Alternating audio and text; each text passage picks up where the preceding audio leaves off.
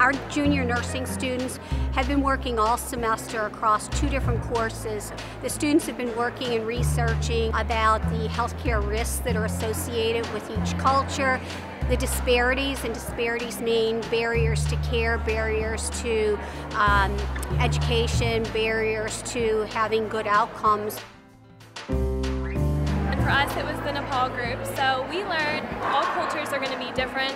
They're not going to believe in the same things that we do in the United States, and we found out that a lot of traditional medicine is what they use. The big thing with the traditional medicine for us as nurses will be to understand that a lot of the things they do could interact with what we're trying to get for them to do, and they also may not agree with what we think. Like for our culture in particular, they don't think being overweight is a big deal. The culture that my group and I researched was the mental health population. So specifically, we looked at the stigma and just the overall treatment and availability of care for these patients. Like the veterans of PTSD sometimes said that people blame them for having PTSD because they chose to reflect. So they're like, well, it's your fault, you volunteered. What we want to see is that the students are able to gain an understanding for each of their cultural groups what the disparities are in health.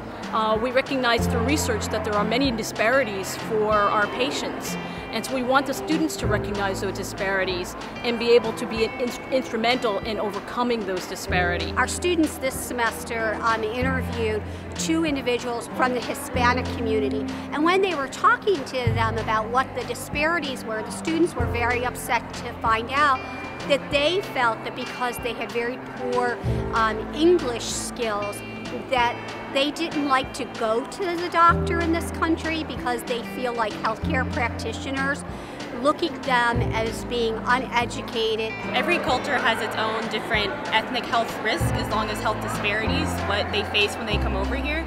So it was important for us to learn about all these different cultures or population groups in order for us as nurses to better take care of them.